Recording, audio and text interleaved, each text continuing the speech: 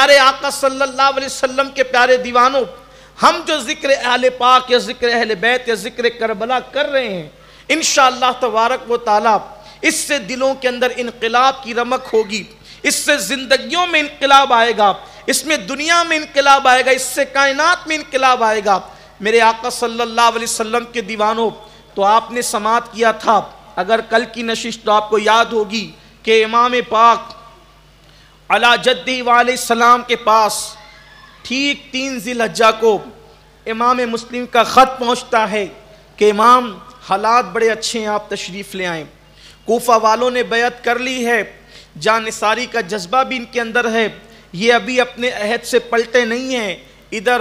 امام مسلم کی جس دن شہادت ہوئی، اسی دن امام حسین کے پاس 3 ذی الحجہ کو خط پہنچا۔ امام علی مقام نے خط پڑھا، گھر والوں کو تیاری کا حکم دے دیا، اور پھر ادھر خاندان نبوت میں کوفہ جانے کے لیے تیاری شروع ہو گئی۔ جب عبداللہ ابن زبیر رضی اللہ تعالیٰ عنہ، حضرت عبداللہ ابن عباس رضی اللہ تعالیٰ عنہ، حضرت سیدنا ابو سعید خدری، مولائے کائنات کے شاگرد حضرت سعید ابن مسیب، ان حضرات کو پتہ چلا، حضرت جابر ابن عبداللہ انصاری رضی اللہ تعالیٰ عنہ، انہیں پتہ چلا تو ہر ایک آ کر کہتا، امام آپ کوفہ نہ جائیں، کوفی لا یوفی، وہ اپنا عہد توڑ دیں گے۔ امام نے فرمایا کہ میں نے اپنا نمائندہ تمہارے مشورے پر کوفہ بھیجا، اور یہ اس کا خط ہے۔ اس نے کہا کہ حالات اچھے ہیں، آپ تشریف لے آئیں، اس لیے اب میں نے جانا ہے۔ امام کو کہا گیا امام نہ جائیں،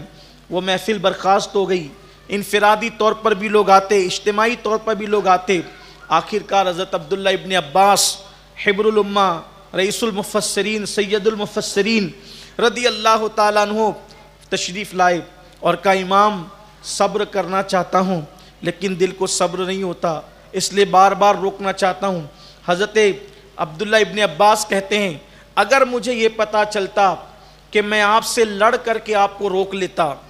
یعنی آپ سے جھگڑا کرتا آپ کو روکنے کے لیے، اور میرے لڑنے سے اور جھگڑنے سے آپ رک جاتے، تو میں آپ کو روکنے کے لیے آپ سے جھگڑا بھی کر لیتا، صرف اس لیے کہ آپ نہ جائیں، اس لیے کہ اس وقت زمین کے اوپر آپ سے بہترین کوئی ہستی ہماری نظر میں موجود نہیں ہے۔ آپ زمین اور آسمان کے نیچے اور زمین کے اوپر سب سے بڑی ہستی ہے اس پوری کائنات کے اندر، آپ چلے جائیں گے اور شہید ہو جائیں گے تو کیا ہوگا؟ اس لیے اس وقت امت کو آپ کے سہارے کی ضرورت ہے، آپ تشریف نہ لے جائیں۔ جب بہت زور دیا انہوں نے اور بھی لوگوں نے زور دیا تو امام پاک نے آخرکار پھر یہ بات کہہ دی کہ میں جاؤں گا، اس کی وجہ یہ ہے کہ میں نے خواب دیکھا ہے، اور خواب میں میرے نانا جان محمد الرسول اللہ صلی اللہ علیہ وآلہ وسلم نے مجھے حکم دیا ہے۔ ابن عباس رضی اللہ تعالیٰ نے کہا کیا حکم دیا ہے؟ تو حضرت امام پاک نے فرمایا وہ حکم کیا ہے وہ مجھے بتانے کی اجازت نہیں ہے، اور جب تک میں زمین کے اوپر حیات رہوں گا اس وقت تک کہ وہ خواب کا راز کسی سے بیان نہیں کروں گا، اور مجھے جو حکم ہے میں وہ کر گزروں گا۔ آپ میری ایک ایک بات پر توجہ کریں تو آپ پر کربلا کا راز منکشف ہوتا جائے گا اور بات آپ پر کھلتی چلی جائے گی انشاءاللہ۔ امام پاک نے جب یہ بات کہی اب سب لوگ عاجز ہو گئے، اور حضرت ابن عباس نے امام کی پیشانی چومی اور کہا کہ امام ہم آپ کو اللہ کے سپرد کرتے ہیں۔ پھر اس کے بعد حضرت ابن عباس سے نہیں رہا گیا تو ابن عباس نے ایک تجویز پیش کی، امام اگر آپ جانا ہی چاہتے ہیں تو ٹھیک ہے آپ چلے جائیں، لیکن میری گزارش ہے کہ عورتوں اور بچوں کو ساتھ نہ لے جائیں، مجھے ڈر لگتا ہے کہ کہیں آپ اپنی بیوی اور اپنے بچوں کے سامنے ذبح نہ کر دیے جائیں اور آپ شہید نہ کر دیے جائیں، مجھے ڈر لگتا ہے، اس لیے کہ خاندان نبوت میں شہرت تھی امام علی مقام کی شہادت کی، اور اب ایسے قرائن اور آثار لگ رہے تھے کہ امام پاک کی شہادت بالکل قریب سے قریب تر ہے، اور حضرت عبداللہ ابن عباس رضی اللہ تعالیٰ عنہ جہاں پر رسول اللہ صلی اللہ علیہ وآلہ وسلم کے چچا زاد بھائی ہیں، وہیں پر مولائے کائنات کے بھی وہ چچا زاد بھائی ہیں اور مولائے کائنات کے شاگرد بھی ہیں، تو بہت سارے راز کی باتیں انہیں پتہ تھی، بڑے روئے یہاں تک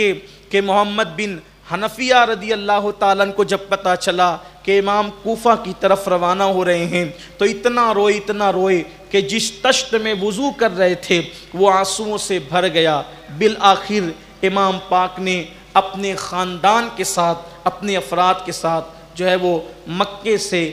کوفہ کی طرف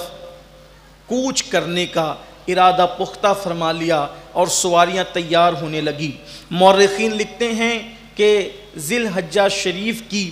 8ویں تاریخ تھی، یعنی کہ جس تاریخ کو 8 تاریخ کو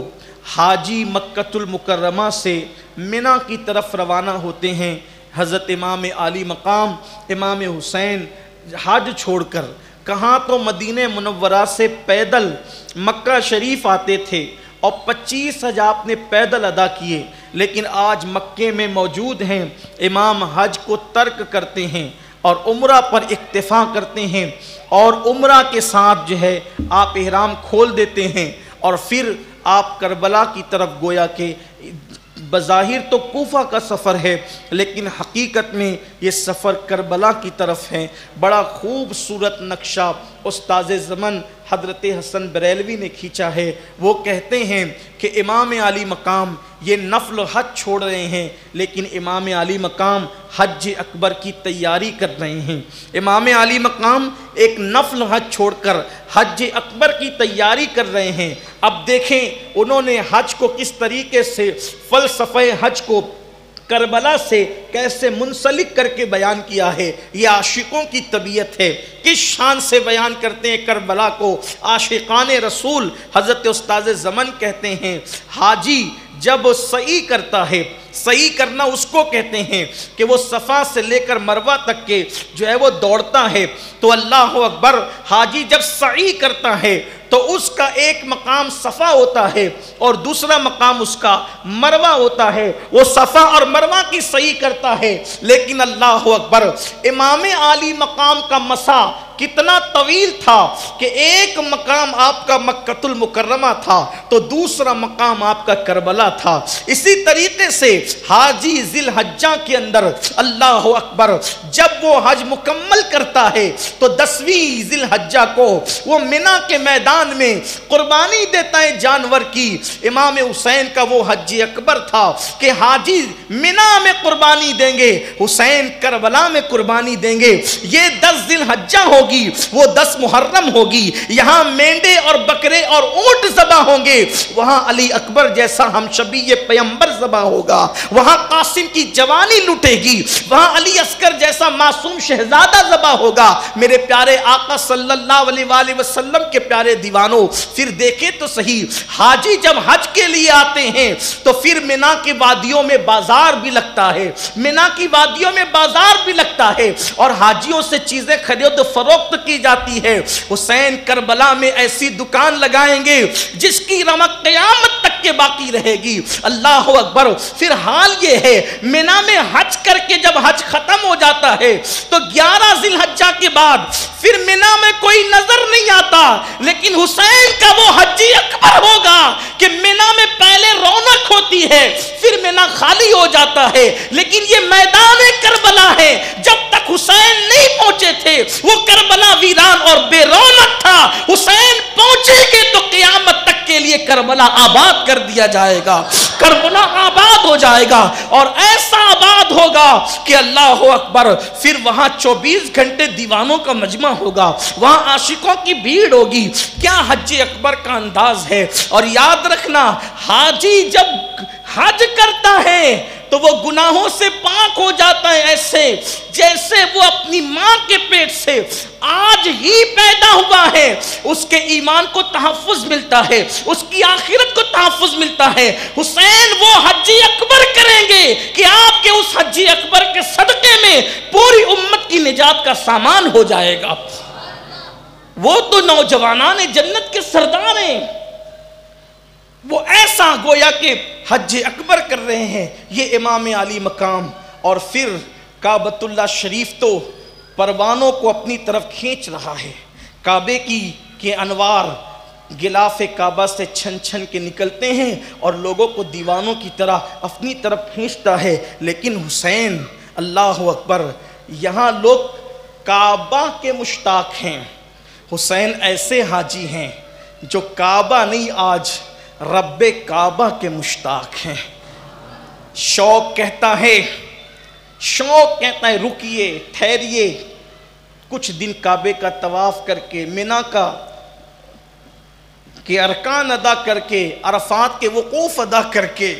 رمی جمار کر کے نکلیں، پھر نکلیں۔ ذمہ داری کہتی حسین آج حج سے بڑی ذمہ داری یہ ہے کہ حج کی آبرو کو بچایا جائے، قرآن کی روح کو بچایا جائے، نانا کے دین کو بچایا جائے۔ پھر مولا حسین پاک مکہ المکرمہ سے 8ویں ذی الحجہ کو صوبے کوفہ روانہ ہو جاتے ہیں۔ آپ روانہ ہوئے، راستے میں ایک مشہور شاعر فرزدق جس کا نام تھا وہ ملا۔ امام نے اس سے پوچھا کوفہ سے آ رہے ہو، حالات کیا ہیں؟ آپ نے فرمایا، فرزدق نے کہا کہ میں اتنا بڑا لشکر میں نے دیکھا ہے کہ اس سے پہلے ایسا لشکر میں نے کبھی نہیں دیکھا۔ فرمایا کیا حالات ہیں؟ تو کہنے لگے فرزدق شاعر کہ کوفہ والوں کے دل آپ کے ساتھ ہیں، ان کے دل آپ کے ساتھ ہیں، اور ان کی تلواریں بنو امیہ کے ساتھ ہیں۔ اور پھر آپ نے یہ سنا، اور اب چونکہ آپ نکل چکے تھے، اس لیے کہ ہم کبھی بار بار واقعات پڑھتے ہیں، سنتے ہیں، سوچتے ہیں کہ ایسا ہو جاتا، ایسا ہو جاتا۔ یہ سب جو چیزیں ہو رہی تھی وہ بس اتمام حجت کے لیے اور یزید اور یزیدیت کو بے نقاب کرنے کے لیے، ورنہ امام کو تو پتا تھا کہ ہونا کیا ہے، اس لیے کہ سب بتا دیا گیا تھا۔ آگے آپ سنیں گے۔ پھر امام پاک اور آگے بڑھے، آگے بڑھنے کے بعد ایک مقام پر پہنچے۔ اس مقام پر پہنچنے کے بعد آپ کو حضرت امام مسلم کی اور ان کے بچوں کی شہادت کی اطلاع ملی۔ پھر اس کے بعد آپ نے چاہا کیا کیا جائے، یہاں سے لوٹ جائیں۔ انہوں نے، کوفہ والوں نے بے وفائی کر دی، تو امام مسلم کے بھائیوں نے کہا، ان کے بچوں نے کہا کہ ہم ان کے خون کا بدلہ لیں گے۔ اس طرح امام علی مقام پھر آگے بڑھے۔ ایک مقام پہ پہنچ کر آپ نے اپنے ایک نمائندے کو، قاصد کو، جناب قیس کو جو ہے وہ کوفہ روانہ کیا تھا، تو ان کی بھی شہادت کی خبر ملی کہ جب وہ قیس کوفہ پہنچے، کوفے والوں کو خط دینے کے لیے آپ نے راستے سے روانہ کیا تھا، تو اس وقت وہ پکڑ لیے گئے، چونکہ کوفہ والوں نے بے وفائی اور دغابازی کر دی تھی۔ تو اوپر لے جا کر کے دارالامارت پر لے جا کر جناب قیس کو کہا گیا کہ تم معاذ اللہ، استغفر اللہ، نقل کفر کفر نباشد، کہ کذاب ابن کذاب، معاذ اللہ حسین ابن علی پہ لعنت کرو تو تم بچو گے۔ وہ مرجانہ کا بچہ، یہاں آ کر کے جذبات قابو نہیں رہتے، لیکن چونکہ محفل ذکر حسین ہے اس لیے بڑی احتیاط سے کام لینا پڑتا ہے۔ وہ بدبخت نے یہ بات کہی ابن زیاد کے بیٹے نے، اور کل میں نے ابن زیاد کا نسب نامہ آپ کو، زیاد کا نسب نامہ اور ابن زیاد کا نسب نامہ آپ کو پڑھ کے سنایا۔ دیکھیے لوگ کتنے بدبخت ہیں، خود جھوٹے اور کذاب ہو کر آل نبی کے بارے میں اس طرح کی بات کرتے ہیں۔ لیکن جناب قیس کی ہمت پر قربان جائیں، جب قیس کو کوفہ کے دارالامارت پر کھڑا کیا گیا، یہ کہ ان پر معاذ اللہ لعنت کرو، انہوں نے موقع کو غنیمت جانا اور اوپر کھڑے ہوئے، اور کھڑے ہونے کے بعد کہا کوفیو تم پر افسوس ہے کہ تم نے خط لکھ کر آل نبی کو بلایا اور آج رشوتیں لے کر ان کے ساتھ ہو گئے، ان کے خوف سے ان کے ساتھ ہو گئے، اللہ رسول کا خوف تمہیں نہ آیا۔ اور پھر کہا کہ حسین سچے کا بیٹا سچا ہے، اچھے کا بیٹا اچھا ہے، اور لعنت ہے زیاد پر اور ابن زیاد پر، اس کے باپ پر اور اس پر لعنت ہے۔ پھر کہا یزید پر لعنت ہے۔ جب یہ بات ان لوگوں نے سنی تو جھلا گئے، حکومت وقت کے بادشاہ کے خلاف لعنت، یہ جرأت تھی حضرت قیس کی۔ پھر وہاں سے ان کو شہید کر دیا گیا اور ان کو اوپر سے پھینک دیا گیا، یہ بھی ایک شہادت ہوئی۔ امام علی مقام پھر آگے بڑھے، جب آگے بڑھے تو ایک مقام پر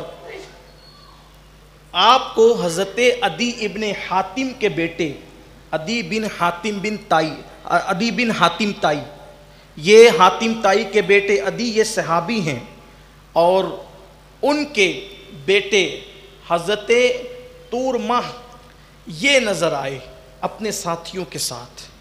امام پاک سے انہوں نے ملاقات کی،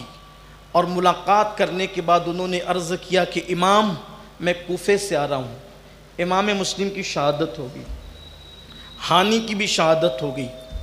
اور فرمایا کہ اب آپ کوفے نہ جائیں، آپ ایک کام کریں، آپ ہمارے قبیلے کی طرف چلیں،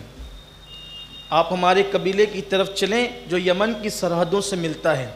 ہم پہاڑی علاقوں میں رہتے ہیں، وہاں کوئی نہیں آئے گا، اور صرف 20 دن کی مہلت آپ مجھے دیں، میں ایک لشکر جرار تیار کر کے آپ کے ساتھ رہوں گا، اور پھر ان کو مزہ چکھائیں گے۔